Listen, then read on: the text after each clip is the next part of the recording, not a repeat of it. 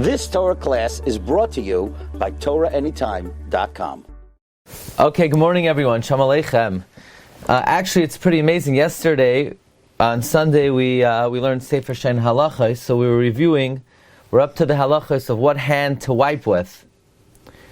And the factors of what hand to wipe with is, the halachas, one is supposed to wipe with their left hand because they use the right hand to tie the tefillin. And also because they use the right hand to motion for the Sefer Torah, and also because the Torah was given in the right hand, and because you eat with your right hand. So the question is, what hand does a lefty wipe with?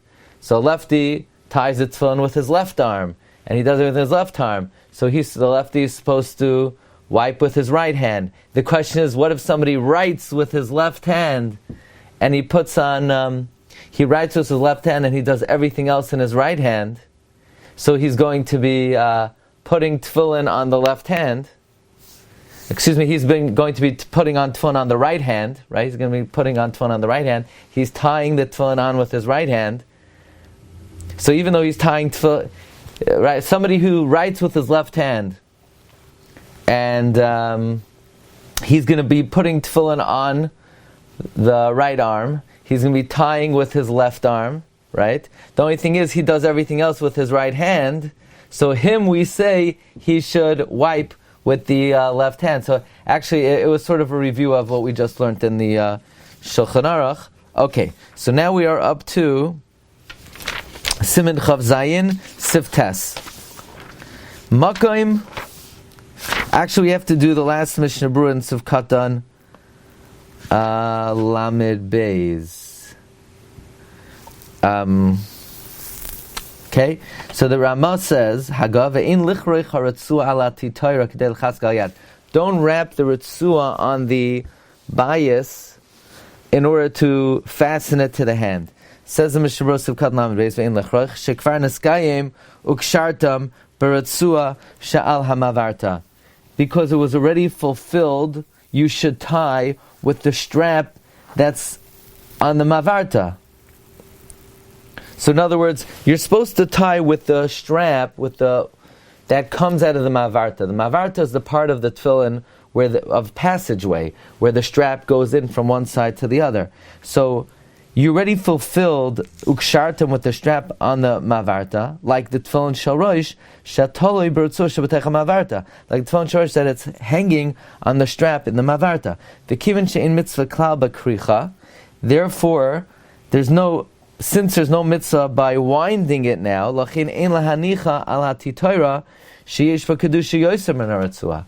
There's no mitzvah to tie it because it's already fastened. So you should not put the ritzua on the bayis that has more kedusha than it.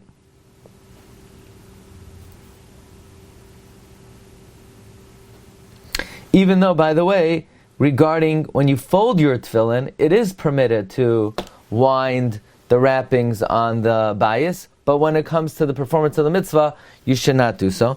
Those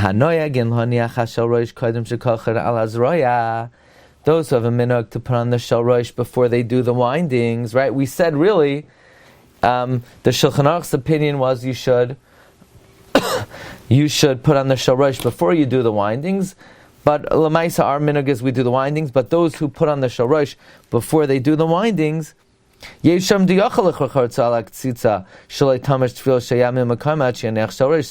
allowed to wrap the strap of the ketzitza so that the tefillin shel yad does not move from its place until you put on the shel rosh.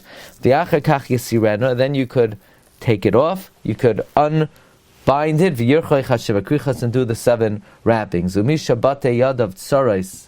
Those who have short arms,